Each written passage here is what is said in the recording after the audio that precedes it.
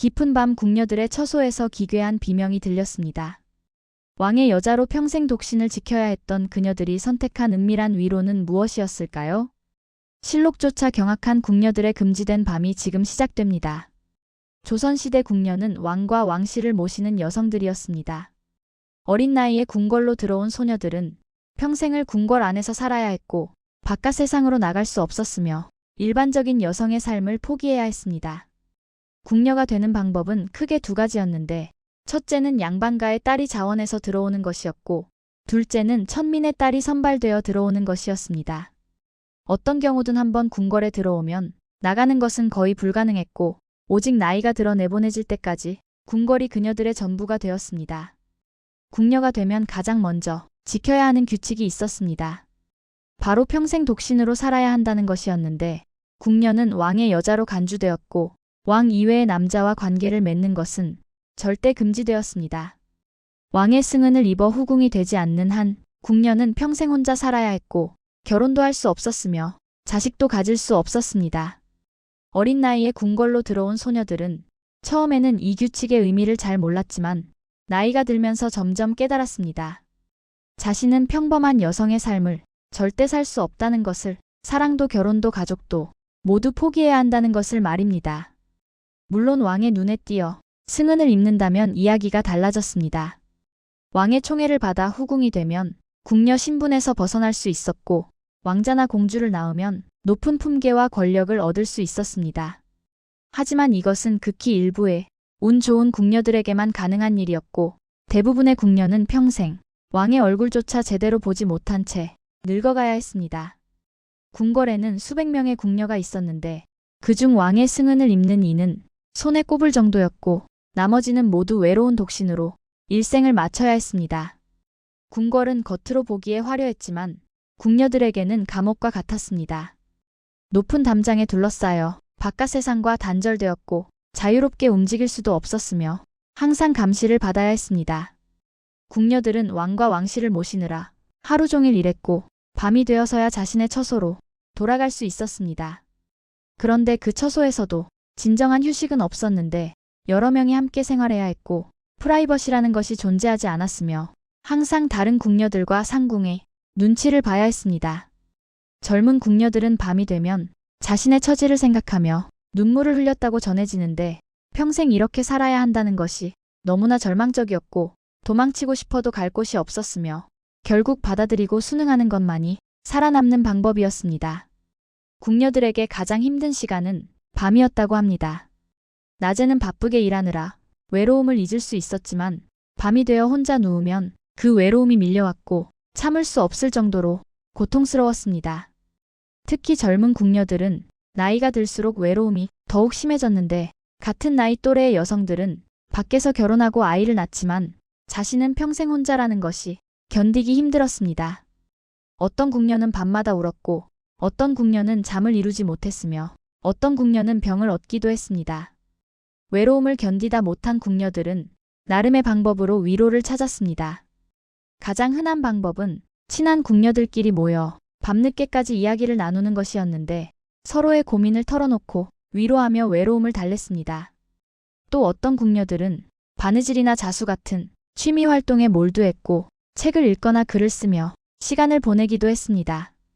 하지만 이런 것들로는 근본적인 외로움을 해결할 수 없었고 궁녀들은 점점 더 극단적인 방법을 찾기 시작했습니다. 일부 궁녀들은 궁궐의 엄격한 규칙을 어기기 시작했습니다.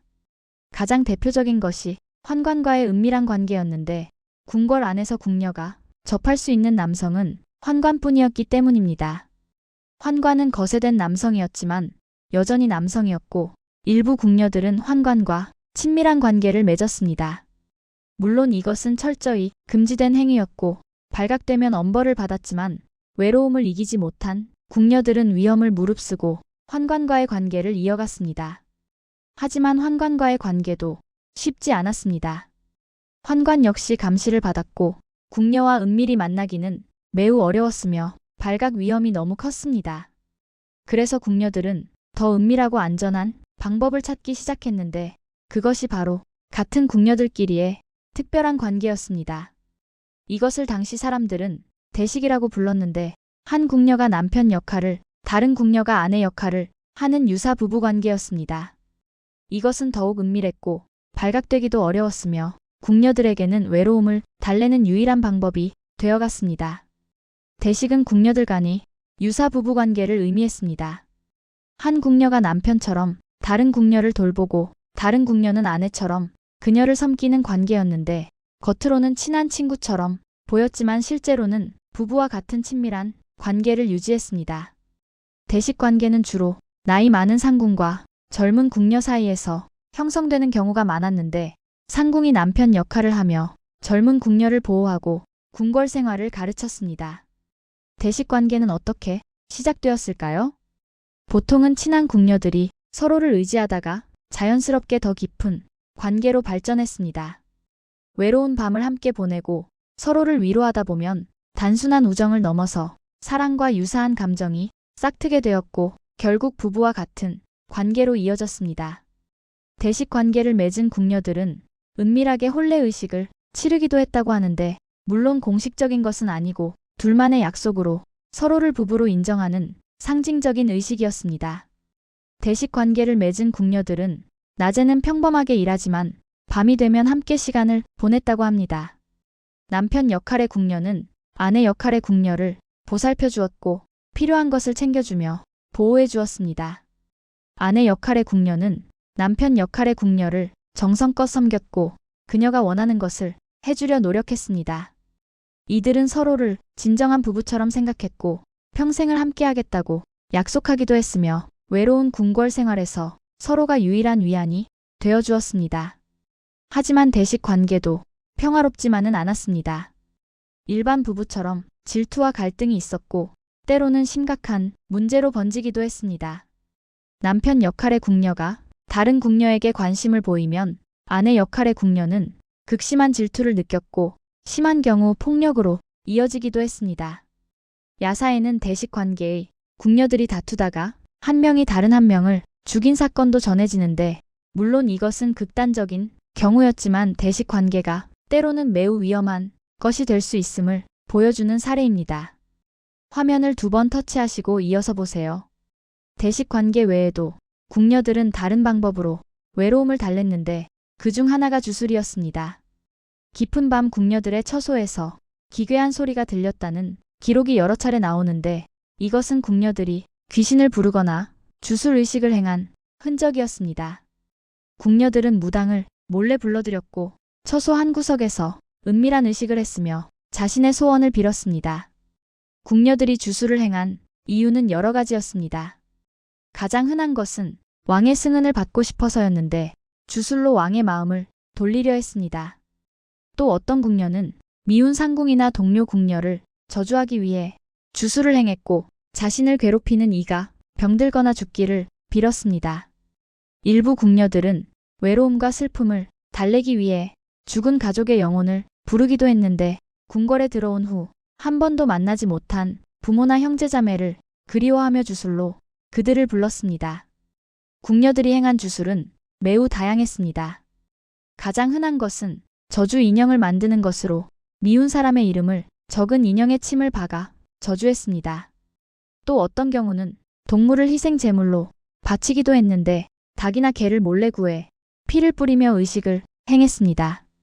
밤중에 촛불을 켜고 주문을 외우며 원을 그리는 의식도 있었다고 하는데 이때 나는 소리가 밖으로 새어나가 기괴한 비명처럼 들렸다고 합니다. 주술은 철저히 금지된 행위였습니다. 특히 왕실에서는 주술을 매우 위험한 것으로 간주했고 발각되면 엄벌에 처해졌습니다. 하지만 궁녀들은 외로움과 절망감이 너무 컸기에 위험을 무릅쓰고 주술을 계속했고 어떻게든 발각되지 않으려 애썼습니다. 처소 깊숙한 곳에서 한밤중에만 의식을 하고 증거를 철저히 없애며 서로 비밀을 지켰지만 언젠가는 들통날 위험이 있었고 궁녀들은 항상 공포 속에 살았습니다. 비밀은 언제가 드러나기 마련이었습니다. 대식 관계나 주술 행위가 발각되는 경우는 주로 2가지였는데 하나는 다른 궁녀의 고변이었고 다른 하나는 너무 대담하게 행동하다가 상궁에게 들키는 경우였습니다. 질투하는 궁녀가 대식관계를 고발하거나 주술 의식 중 큰 소리가 밖으로 새어나가 조사를 받게 되면 모든 것이 드러났고 관련된 궁녀들은 모두 처벌을 받았습니다. 대식관계나 주술이 발각된 궁녀들에게 내려진 처벌은 매우 가혹했습니다. 가장 흔한 처벌은 궁궐에서 쫓겨나는 것이었는데 이것은 궁녀에게 사회적 죽음과 같았습니다. 궁궐 밖으로 나간 궁녀는 갈 곳이 없었고 가족들도 수치스러워 받아주지 않았으며 대부분 비참하게 죽거나 거지가 되었습니다. 심한 경우는 매를 맞거나 귀양을 가기도 했고 극단적인 경우 처형당하기도 했습니다. 더욱 무서운 것은 연좌제였습니다. 대식관계를 맺었거나 주술을 행한 궁녀뿐만 아니라 함께 있었던 다른 궁녀들도 처벌을 받았고 심지어 알고도 신고하지 않았다는 이유로 처벌받기도 했습니다. 이 때문에 궁녀들은 서로를 감시했고 의심스러운 행동을 보이는 동료를 고발하기도 했으며 궁궐 안은 불신과 공포로 가득했습니다. 하지만 이런 가혹한 처벌에도 불구하고 대식관계와 주술은 계속되었습니다. 외로움은 처벌에 공포보다 강했고 궁녀들은 위험을 무릅쓰고라도 위로를 찾았으며 금기된 선을 넘을 수밖에 없었습니다. 조선 500년 내내 비슷한 사건이 반복되었고 왕실은 계속 단속했지만 근본적인 해결책은 없었습니다. 궁녀제도가 존재하는 한 그녀들의 외로움도 계속될 수밖에 없었고 외로움이 있는 한 금기된 위로도 사라지지 않았습니다.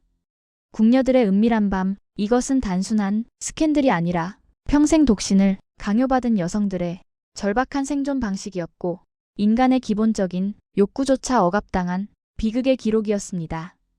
화려한 구중궁궐 뒤에 숨겨진 궁녀들의 눈물과 절규, 실록이 차마 다 적지 못한 그녀들의 밤을 우리는 기억해야 합니다.